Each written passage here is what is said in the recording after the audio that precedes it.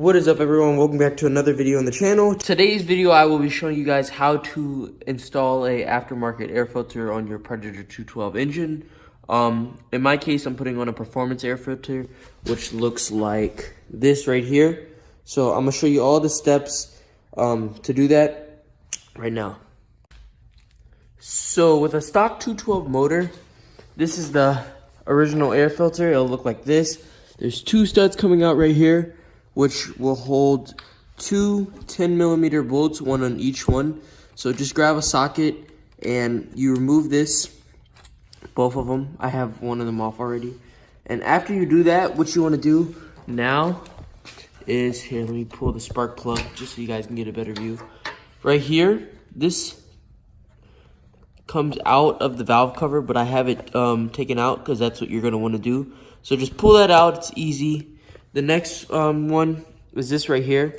So this actually will look like this. And when you take off the air filter, it'll be attached right on to here. So this will be on that hole right there. And the way to get it off is grab a pair of needle nose and squeeze these clips together. And when you do that, it makes it so you can move it. You can slide this off. You slide that back, take the tube off. This will come right off with only this attached. I'd leave that on there just because it's hard to push it back on, so I just leave it on. And so now what you want to do, since you have the original air filter off, you want to grab your adapter. Mine is red. And you want to make sure these holes line up.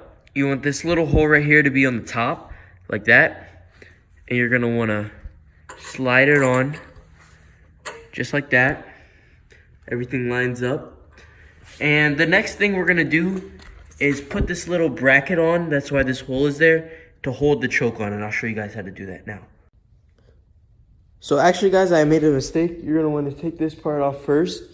From this angle, it's really hard to screw in this bolt. So just make sure you screw this in first and then slide it on. Alright guys, the next thing we're going to do is reinstall those 10mm bolts. Make sure you do this manually. Don't use a drill because you really don't want to strip out these studs, because that is what's holding your carburetor and your air filter on. So just make sure you use a socket and go nice and slow. So now that our adapter is installed, we're going to want to grab our air filter. And it should have this band around it. This is how you'll tighten it down. But if it's not on it, just slide it on before you put the adapter on so you don't have to undo the whole thing. Just like so. You're going to slide this on. I'll probably put it to the left some just because of clearance. You can see how close that is. Move my fuel lever. Alright. So make sure you slide this on good, far back so it doesn't come off.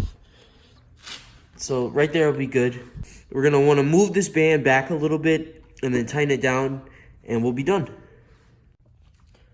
Alright guys, we are finished installing the air filter. It was a pretty simple process. You just got to know what you're doing. Stay tuned for another video because I am going to be showing you guys how to install a jetted carb.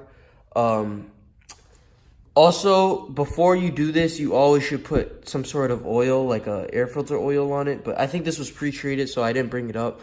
But I mean, it won't kill you if you don't, but you always should put some oil on it. And yeah, guys, stay tuned for another video. Like I said, jetted carb, also a cover for the air filter, because that is pretty crucial. And yeah, thanks for watching. Make sure to comment, like, subscribe. If you have any questions, comment like always. And peace.